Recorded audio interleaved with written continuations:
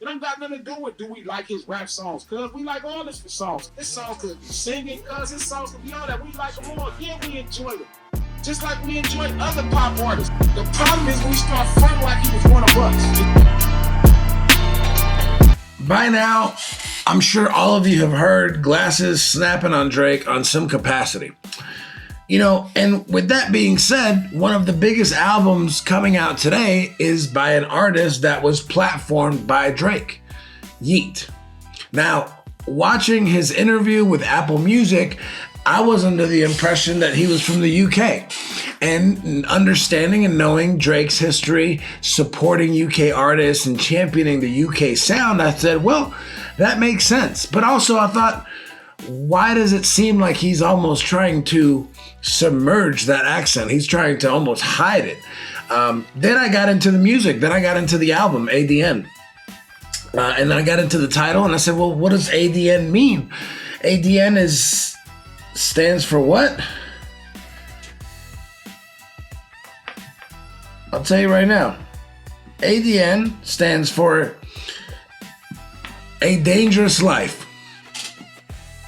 And then that got me asking the question, well, where's he from? Where's Yeat from that he is living a dangerous life? And then I looked at his bio, and Yeat is from Irvine, California. Now, I lived in LA for 5 years. I'm familiar with Irvine, California, but I never went to Irvine, California because my understanding is that Irvine, California requires you to have hella bread, money, well off, no struggle. He also lived in Oregon, and apparently he has some sort of mixture between Mexican and Romanian with his parents or whatnot. But you know, it brings up an interesting fact about Yeat that I feel like we should have a discussion about. You know, but I think we'll focus on the music, and then kind of at the end we'll kind of bring it back, and I'll give you my insight on why I brought all of this up. And you know, for those of you who are Yeat fans specifically and are like, well, what does that matter about the music? Well, look, I mean, if you make any other genre in the world, it doesn't really matter what you do. If you're an actor, it doesn't matter how you speak when you're on camera. It doesn't matter any of those things because you're an actor. And at the end of the day, you are playing a role of whatever that may be. But hip hop historically, traditionally, and just by the essence of the genre itself is a genre where authenticity matters. And it matters because you are telling your story. Because essentially hip hop, the art of hip hop, provided the ability for people whose voices aren't heard to be heard through the music, through telling their story. And that's why, you know, especially, you know, you could say old heads, you could say purists, you could say whatever it is you want to say or call us, but, you know, that's why we lean on and champion so much being real about who you are. It doesn't matter who you are. You know, Mac Miller came out and he was authentically and unapologetically him. Now, I think at some point, whenever Mac started getting deeper into the industry, he started pushing the narrative and presenting himself as hyperly hip hop as he could. He started getting more tattoos. He started dressing a little bit different, and he started losing that innocence that we saw in that video when he's a little kid, where he just loved hip hop, because in a way, hip hop almost made him feel like he couldn't just be this safe, unseasoned, non-struggle having white kid from the suburbs. And, you know, like I said, we'll get to that in a second, but, you know, I wanted to tap into that because I think it is important. And that's not to take anything away from Yeat or white rappers or artists that come from no struggle at all. It's just to explain to you guys why we almost expect, or you could even say want, artists and champion artists that have a backstory that signifies struggle, because that is the reality that hip hop came from originally. Now, you know, the record in itself has about The record has about 21 records, tons of features, some shocking features. You have a feature from NBA YoungBoy. You have Elton John on this thing, BNYX. You have 070 Shake. Is that how you say it? You have Kylie Jenner on here as King Kylie. You have Julia Wolf.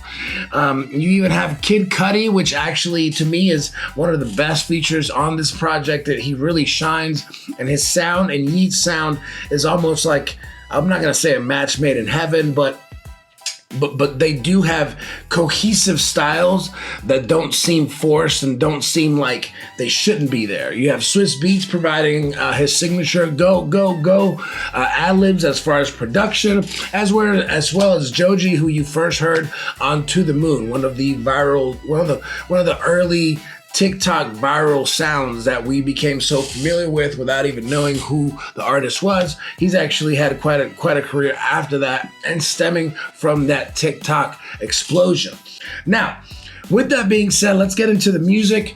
It starts off with a short intro with Purpose General, followed by Face the Flame with NBA YoungBoy. Now, look, I know that especially from my generation to y'all's generation, this sound, Yeat's sound, is a spawn of what we knew at XXX to do and to be, in addition to what spawned from that, which is Playboy Cardi. Now you get Yeat.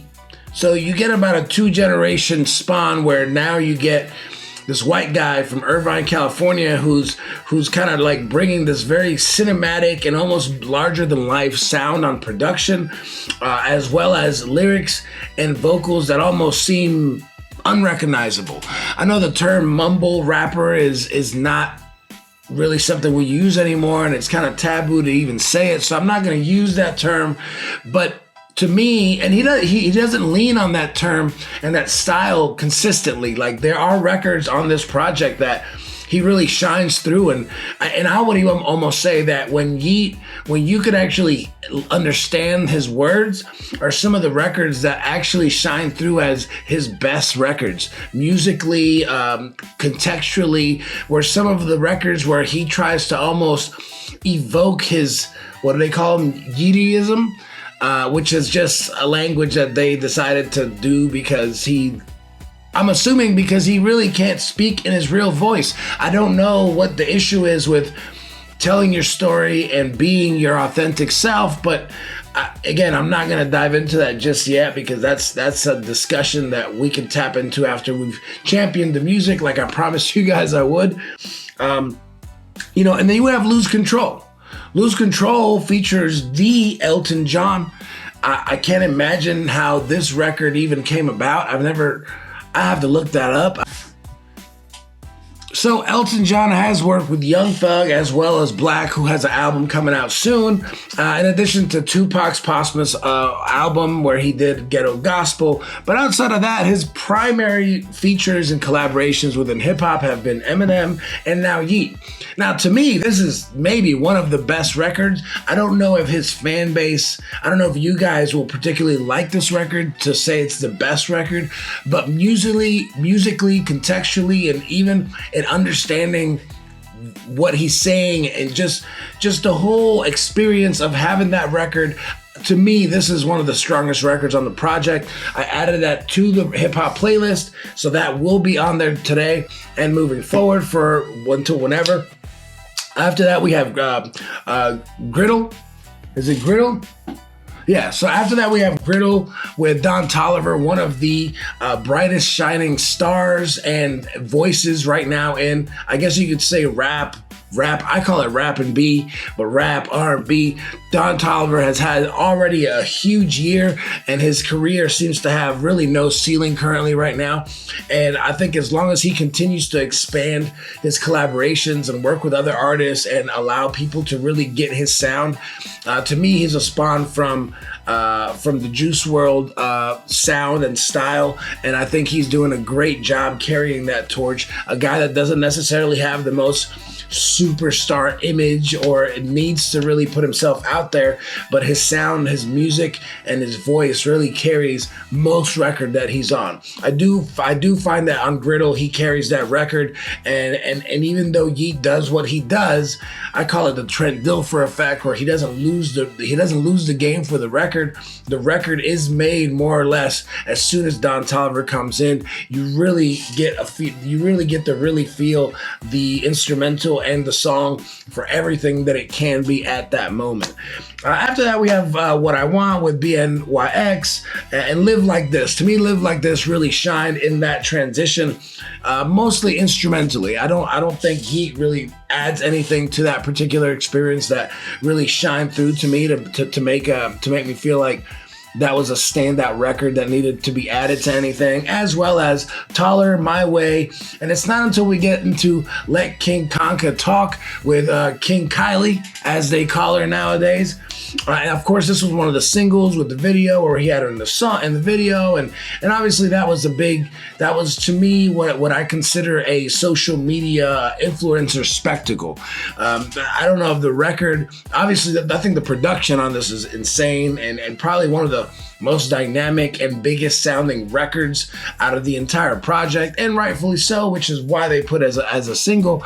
To me, it's something that I will add to the playlist. Let me go ahead and do that right now, because it is a strong record.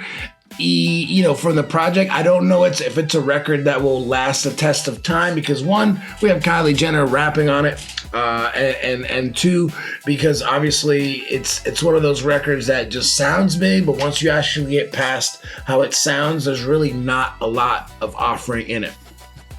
After that, we have Dangerous House, which I enjoy, but I don't love. It's kind of a mid-range record, followed by No More Ghosts. Now, to me, No More Ghosts is, ironically, it's this entire sound sounds like new age Kanye to me. Like, his entire production landscape sounds very much like everything after Life of Pablo, where everything was just bigger. It had that real distorted bass and 808s and just almost chaotic and hectic soundscape to the songs.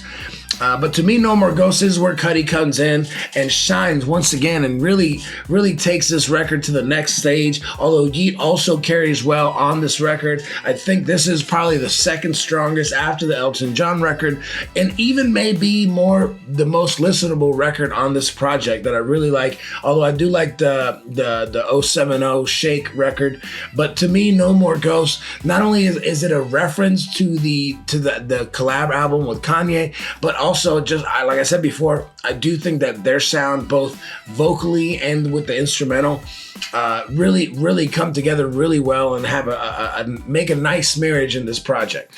This followed by Geek Love, Naked, and Went Wrong.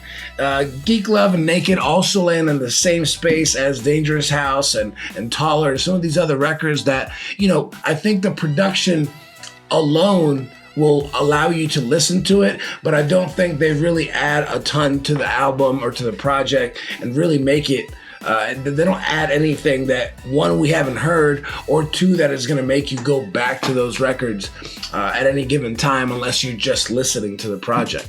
And then enter Went Wrong with 070 Shake, which to me, I think she has a beautiful voice, and it just always carries and has this emotion that, like, no matter what she's saying, it's like a goosebump. It's like a goosebump kind of like emotion when you listen to her voice and the way it carries and the texture of her voice. I don't know if Yeat really carries much on this particular record, but the record is on his album, and I think it's a record that I'm definitely going to revisit, because my opinion on this very well may change. Now after that, we have real life shit.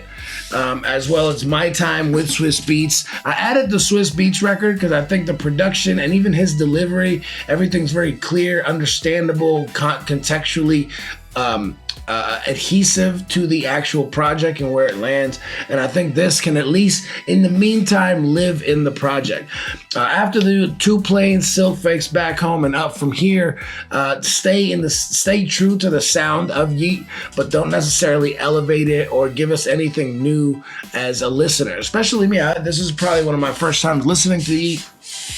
I've heard songs here and there and his sound, but again, for me, it's more of like, I know this is a big project and I wanted to give it the time to listen to it and see what the kid was bringing into the table.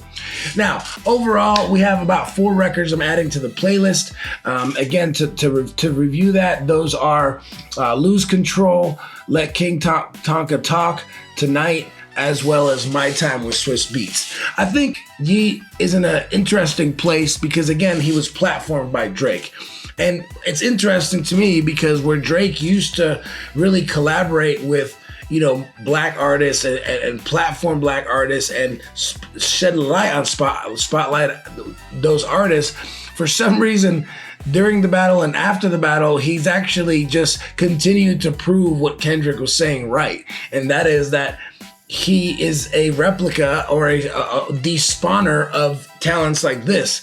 Artists that rather not be themselves, and even more so be mysterious enough so people don't realize that they're just a white kid from Irvine, California. And I know you guys are gonna hate me for saying that, but those are the facts. Irvine, California, Oregon. That's it. That's your storyline. His struggles came from drug use and, from there, anxiety, depression. We've heard this story all before. There's a very big difference between, real life struggles based off, situations and life scenarios that you are not in control of, that are you were just born into this struggle, and then artists and people that just choose to take the long way home and create struggle for themselves. This kid could have been a real estate agent. This kid could have sold insurance or gone into, I don't know, he could have been Wolf of Wall Street for all I know. But no, he chose to be a rapper. So, and with that, whenever you have those kind of privileges, then, the financial struggles that most artists deal with in the music industry of, how do I pay for this? How do I pay for that? I need a connection at this record label. There's a reason why this kid, and this being, to me, probably the pinnacle of his career is making release announcements on the New York Times, at the old Capitol Records building, and has opportunities that your average artist at this stage does not have. And to me, it's just hilarious that Drake would be the artist that platforms this guy to be at that level of what do they call it? To have that level of a pedestal. It's not to say that he doesn't make great music. It's not to say that he doesn't have talent. And it's not to say that his team hasn't done a good job of packaging him to where he strikes curiosity and intrigue from fans. But when you get into the nitty gritty of the authenticity of artists, of what hip hop wants to be, of the acceptance, obviously he wouldn't clear that mark. When you have somebody like Marlon Craft, who is from New York, he raps on authentic hip hop beats, and then you have the concept of the things that this guy's talking about isn't even, not only is it not true to him, I mean, maybe now it is because he's pursued this life. And when you have the money, you have the ability to create this facade, then yeah, you can go live a street life because you have the money to put yourself in the street.